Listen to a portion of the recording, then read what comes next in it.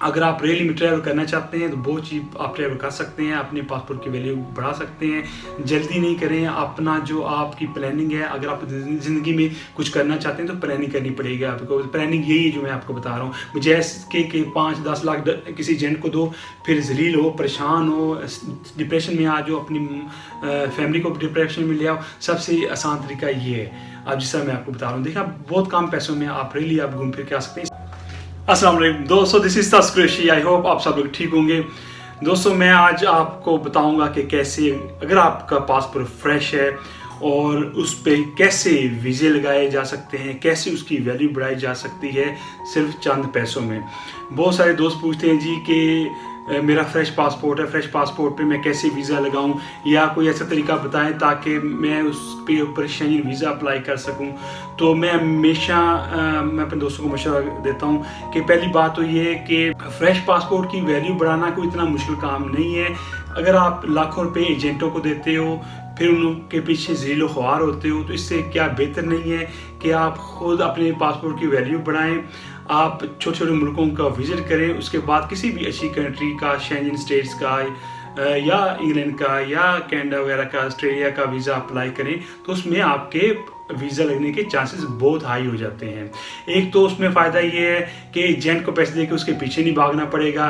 दूसरा फ़ायदा ये है कि आप दूसरी कंट्री में जा सकते हैं, थोड़ा आपको एक्सपीरियंस हो जाएगा। ऑफकोर्स आप कभी पाकिस्तान से बाहर नहीं गए तो बहुत अच्छा एक्सपीरियंस रहता है जब आप पाकिस्तान से बाहर जाते हैं। इवन आप चाइना में चले जाएँ, टर्की में चले जाएँ, थाईलैंड में चले जाएँ या सिंगापुर वगैरह मलेशिया में चले जाएँ, तो आपको एक एक्सपीरियंस हो जाएगा कि जब आप कहीं बाहर जाते हैं तो आप के साथ क्या जो है लोगों का रवैया होता है, या आपने किस तरह चीज़ों को हैंडल करना है, किस तरह मैनेज करना है। एयरपोर्ट पे क्या होता है, एयरपोर्ट पे कस्टम वाले क्या करते हैं, इमिग्रेशन वाले क्या करते हैं। तो इसमें बहुत सारी चीज़ें हैं जो आप सीख जाते हैं थोड़े से पैसों में। एक आपका एक्सपीरियंस हो जाता है, आपके अंदर कॉन्फिडेंस आ जाता है, और कॉन्फिडेंस जो है आपकी ज़िंदगी में एक बहुत ही इंपॉर्टेंट चीज़ है। अगर आपके अंदर कॉन्फिडेंस नहीं है, आपके पास बहुत सारा पैसा सब कुछ है, कॉन्फिडेंस नहीं है, तो आप किसी काम के नहीं है।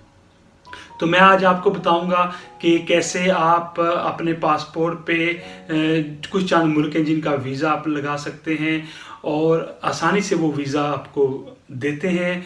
चंद रिक्वायरमेंट्स हैं उनकी, कोई इतनी मुश्किल लंबी चौड़ी रिक्वायरमेंट्स नहीं है। जैसे कि आपने देखा होगा आजकल पाकिस्तान से बहुत सारे लोग जो हैं दुबई जाते हैं, मलेशिया जाते हैं, सिंगापुर और थाईलैंड जाते हैं विजिट के लिए, क्योंकि वहाँ का वीज़ा हासिल करना बिल्कुल आसान है। आप किसी भी ट्रैवल एजेंट के थ्रू भी अप्लाई कर सकते हैं, आप खुद भी अप्लाई कर सकते हैं। ये आप पे डिपेंड करता है। अगर आप खुद करेंगे तो ऑफ कोर्स आपके पैसे जो हैं कम लगेंगे, अगर ट्रैवल एजेंट के थ्रू करते हैं तो आपके पैसे थोड़े ज़्यादा लगेंगे। अच्छा दोस्तों, अगर आपके पासपोर्ट पे ऊपर कोई भी वीज़ा नहीं लगा हुआ तो मैं आपको सबसे पहले मशवरा ये दूंगा कि आप देखें पाकिस्तान के साथ कौन सी ऐसी कंट्रीज़ हैं जहाँ पे आप विज़िट कर सकते हैं। लाइक चाइना है, वहाँ पे आप बाय रोड भी जा सकते हैं। फिर चाइना के 2-3 दिन टूर पे आप जाएं, रह के वापस आ जाएं, आपके पासपोर्ट के ऊपर स्टैंप लग जाएगी। उसके बाद फिर आप दुबई चले जाएं, दुबई में बहुत कम पैसों में आप स्टे कर सकते हैं।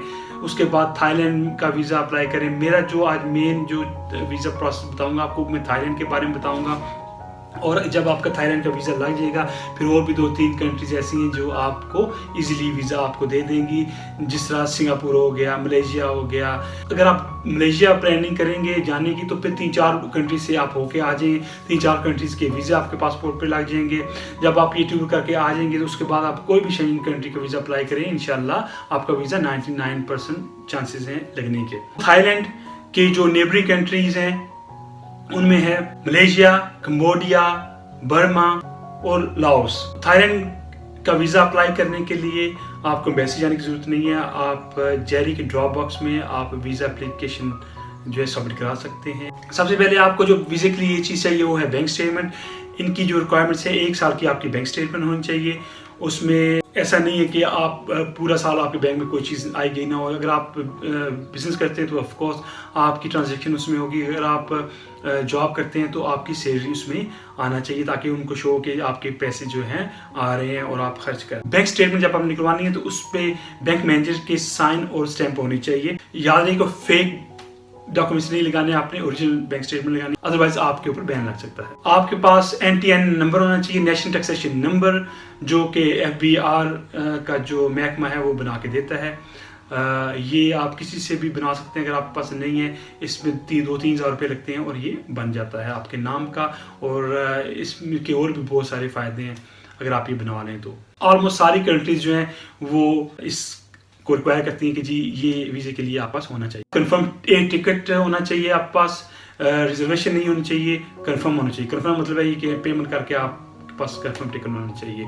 रिजर्वेशन जो होती है वो जस्ट एक रिजर्वेशन होती है, उसमें ऑफ कोर्स आपने पेमेंट नहीं की होती, उसी होता है कि जब आपका वीज़ा ना लगे तो ओके आप कैंसिल करा सकते हैं। लेकिन ये जो है ऑफ कोर्स कंफर्म होना चाहिए। कंफर्म होगा तो आपका वीज़ा भी इंशाल्लाह वो 100% आपको देंगे। ओरिजिनल पासपोर्ट देना है आपने, पासपोर्ट कम से कम 6 महीने आपका वैलिड होना चाहिए। 4 फोटोग्राफ चाहिए, आपके शनाख्ती कार्ड की फोटो कापी चाहिए, कंफर्म होटल बुकिंग चाहिए आप कि थाईलैंड में कहाँ पे आप ठहरने जा रहे हैं। तो मैं आपको मशवरा दूंगा, क्योंकि आप तो टूरिस्ट नहीं हैं, आप सैर करने नहीं जा रहे हैं, आपका मकसद ये है कि आपके पासपोर्ट की वैल्यू बढ़े, यानी कि आपने 2-4 दिन वहाँ पे रह के आना है। तो मैं आपको ये मशवरा दूंगा, वहाँ पे बहुत सारे हॉस्टल्स हैं, बहुत सस्ते 700-800 रुपये पाकिस्तानी में हॉस्टल आपको पर नाइट मिल जाता है, ब्रेकफास्ट भी देते हैं। तो आपने वो बुक कराना है, होटल आपने बुक नहीं कराना। जब आप बुक करें, आप 2-3-4 दिन पेमेंट कर दें, कितनी बनेगी 3-4 हज़ार रुपये, वो फिर आपको एक रसीद मिल जाती है, कंफर्मेशन जो होती है ईमेल के थ्रू आती है, वो भी आपने प्रिंट करके अपनी वीज़ा एप्लीकेशन के साथ लगानी है।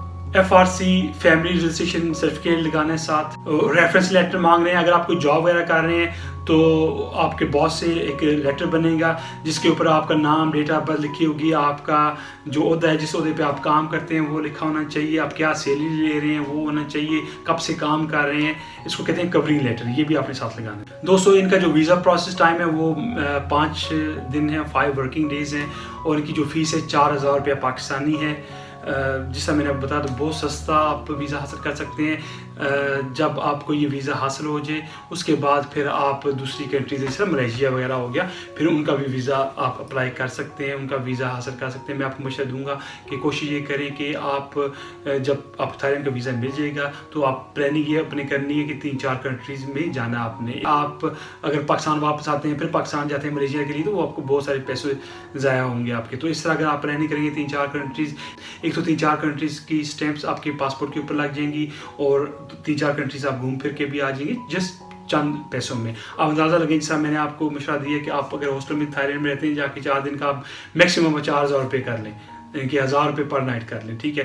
यानी कि $10 आप कह लें, या $8 या $9 में आराम से वहाँ पे आपको अकोमोडेशन मिल जाती है। इसी तरह जो बाकी कंट्रीज़ हैं वो भी चीप कंट्रीज़ हैं, वहाँ पे भी आप इतने में $10 आप ये रखें, $10 मैक्सिमम, या $9 या $8, इसमें आप हॉस्टल बुक कर सकते हैं।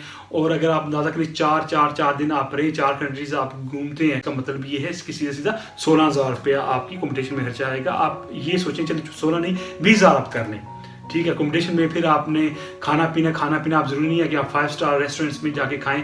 आप वहाँ पे बहुत चीप है थाईलैंड, वहाँ पे आप बहुत सारी चीज़ें खा सकते हैं, वहाँ पे नूडल्स हैं, फास्ट फूड, इस तरह की चीज़ें बहुत चीपर मिलती हैं आपको। तो आप कितना दिन का खर्चा आ जाएगा खाने पीने का, आप चले $10 आप ये कर लें, ये $15 आप कर लें, तो कितने बन जाएंगे टोटल? आप आई थिंक 40-50 हज़ार रुपये में आप आराम से 3-4 कंट्रीज़ घूम के आ सकते हैं। अब बहुत सारे दोस्त हंस रहे होंगे यार कि कैसे पॉसिबल है। अब जो मेरे बाय ट्रैवल करते रहते हैं वो समझ रहे होंगे कि मैं क्या बात कर रहा हूँ, क्योंकि जो बंदा जब कभी नहीं गिन जाता उसको पता नहीं होता कि मैंने कैसे सर्वाइव करना है। आप देखें, गोरों को मैंने देखा है कि यार गोरे आते हैं, उस जो स्लीपिंग बैग साथ लेके आते हैं, वो पार्कों में जनाब सो जाते हैं, ठीक है। वहीं पे पानी वानी होता है, मुंह धो रही है जनाब, चलो जी 2-3 दिन घूम के वापस चले जाते हैं इतनी चीप फ्री में।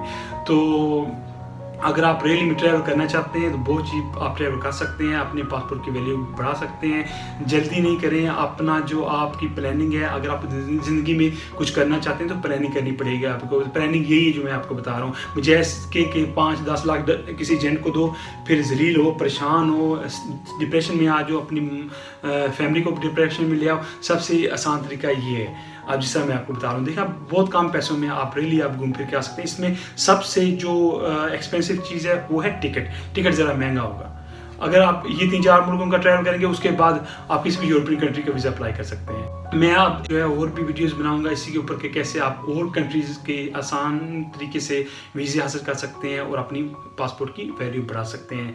आई होप कि मेरी ये वीडियो पसंद आई होगी। जो दोस्त नए आने वाले हैं, I request them please don't forget to subscribe my channel and click the bell button, ताकि आपको हर वीडियो बखूबी पहुँच सके।